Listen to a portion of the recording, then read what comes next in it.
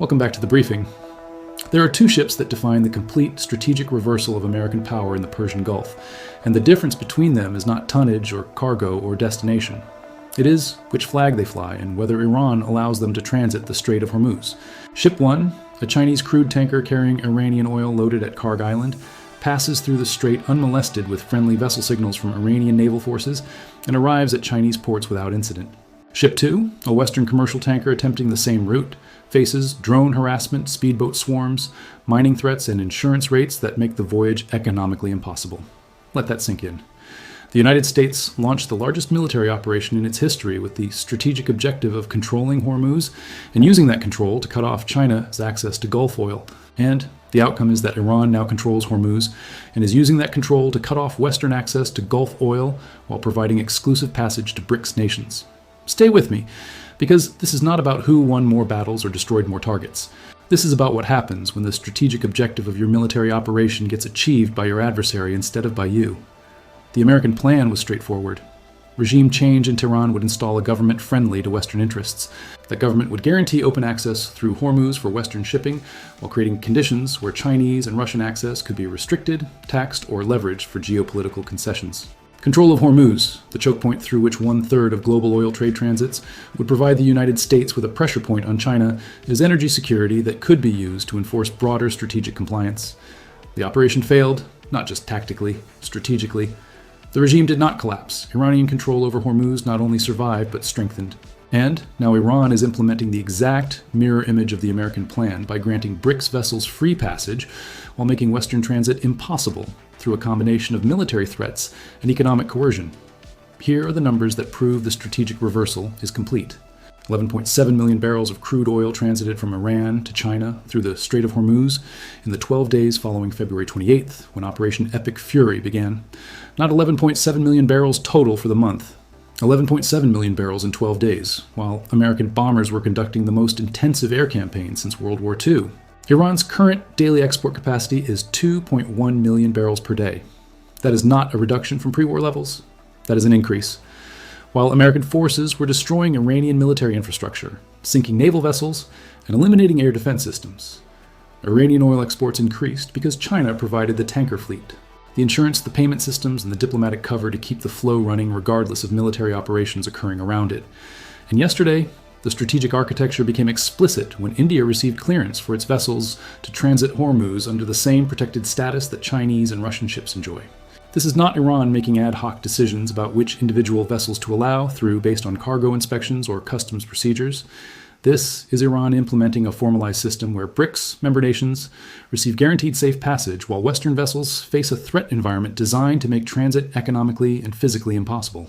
The strait is not closed to all traffic. The strait has become a controlled corridor where access is granted or denied based on geopolitical alignment. And the nations receiving guaranteed access are the ones building alternative economic and security architectures explicitly designed to reduce dependence on and exposure to American power. The shadow fleet operations that make this system functional reveal how the economic warfare component works in practice with precision and scale that Western intelligence services are still mapping. Iranian oil destined for China loads at Kharg Island onto tankers flying flags of convenience registered in Panama, Liberia, or other jurisdictions, with minimal oversight requirements operated through shell companies registered in Hong Kong, Dubai, or Singapore that exist only on paper and have no physical offices or employees who can be subpoenaed or sanctioned. Insured through non-Western underwriters in Malaysia or China who do not face pressure from European or American regulators, and paid for through banking channels that bypass SWIFT and dollar-denominated transactions by using yuan rubles cryptocurrencies, or direct barter arrangements that leave no traceable footprint in Western financial surveillance systems. The ships transit Hormuz with Iranian naval escort visible on commercial radar, or at minimum with the understanding communicated through back channels that Iranian forces will not interdict them as long as they maintain scheduled routes and destinations. They deliver crude to Chinese ports at Ningbo, Qingdao, or Dalian, where it enters refineries operated by state-owned enterprises and contributes to Chinese strategic petroleum reserves and daily consumption, without ever touching Western financial or logistics systems or creating data points that Western customs or intelligence agencies can use to impose costs. This is not sanctions evasion, in the traditional sense where actors try to hide transactions that violate existing rules. This is a parallel economy operating in the same physical space as the Western-dominated system, but functionally independent from it through deliberate construction of alternative institutions, and now protected by the military force that controls the chokepoint, both systems depend on for access to the same resource base. Brent crude hit $120 per barrel as markets priced in the risk that Hormuz could close completely or become so contested that insurance becomes unavailable even for vessels willing to risk transit.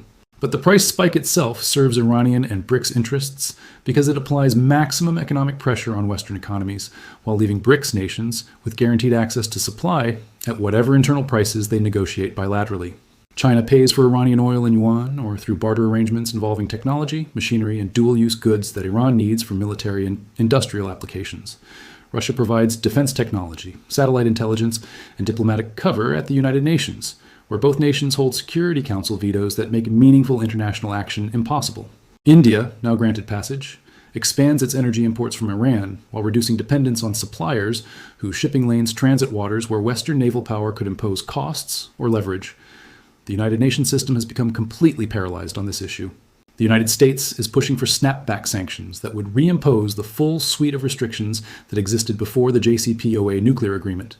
Russia and China are blocking those efforts while protecting Iran from accountability for attacking commercial shipping, mining international waters, and conducting military operations that constitute acts of war against neutral parties.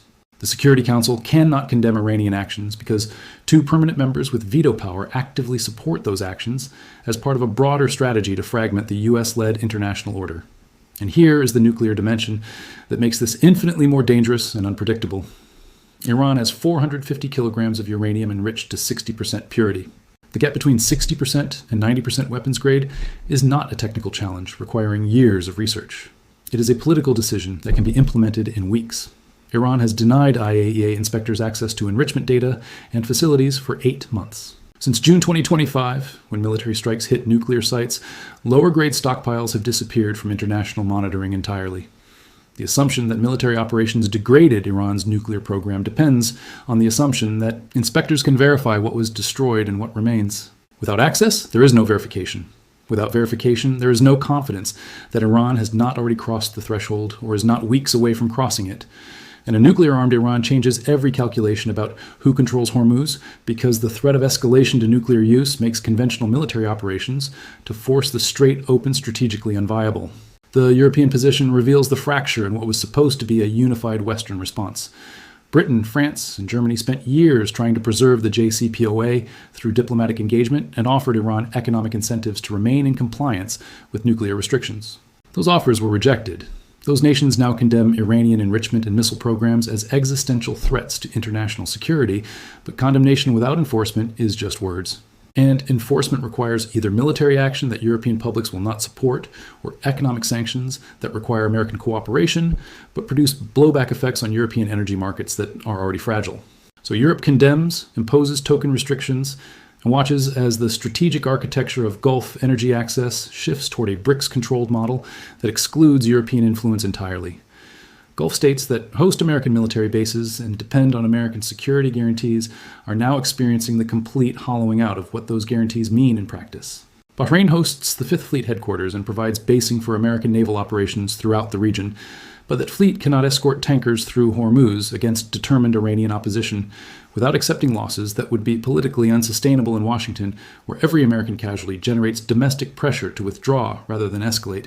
Qatar hosts Al Udeid Air Base, the forward headquarters for U.S. Central Command, but that presence did not prevent Iranian missiles from striking Qatari infrastructure or provide protection for Qatari-flagged vessels attempting to transit Hormuz.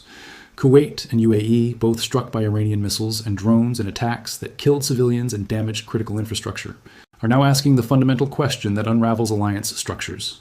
What does American protection mean if it cannot keep shipping lanes open or prevent attacks on civilian infrastructure during active military operations, where the United States is supposedly achieving overwhelming tactical dominance? And all of them are quietly exploring what insurance policies they can purchase from BRICS nations if American guarantees prove worthless, which means opening diplomatic channels to Beijing and Moscow about security arrangements that do not depend on Washington's willingness to absorb casualties or maintain forward deployments indefinitely. The worst-case scenario is no longer theoretical. It is operational. Hormuz becomes a corridor open exclusively to BRICS nations, while Western shipping is blocked through a combination of military threats and insurance unavailability. 1/3 of global oil supply becomes accessible only to nations aligned with China, Russia, and Iran, while Western and neutral nations must source from other regions at higher costs with longer supply lines. The price differential creates a permanent competitive advantage for BRICS manufacturing and transportation, while imposing structural inflation on Western economies that cannot be solved through monetary policy, because the constraint is physical access to supply rather than financial liquidity. And this is explicitly the first project in a broader strategy. Control of Hormuz establishes the model. The next logical targets are Malakka Strait, which handles the majority of trade between Asia and Europe, and Bab el-Mandeb, which connects the Red Sea to the Indian Ocean.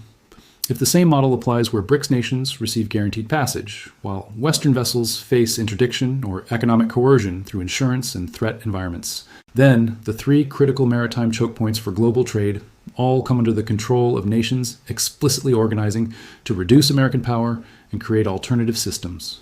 That is not a multipolar world. That is a bifurcated world where two incompatible economic and security architectures operate in the same physical space and contest control over the passages that connect regions to each other. Iran is not implementing this strategy because it won the conventional war. Iran is implementing it because the conventional war created conditions where BRICS support became existential for regime survival, and that dependence created alignment of interests, where China needs guaranteed energy access, Russia needs a client state that ties down American military resources, and Iran needs protection from complete isolation. The convergence of those interests transforms Hormuz from an international waterway governed by freedom of navigation principles into a controlled corridor where access is a privilege granted by gatekeepers rather than a right guaranteed by international law.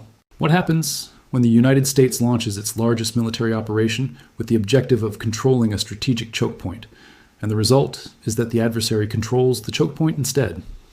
What happens when 1/3 of global oil trade transits through waters where access is now determined by BRICS alignment rather than by ability to pay market prices? What happens when the next targets are Malakka and Bab el-Mandeb using the same model? What happens when nuclear enrichment continues without international monitoring, and the threshold is crossed while Western forces are overstretched and unable to conduct additional operations?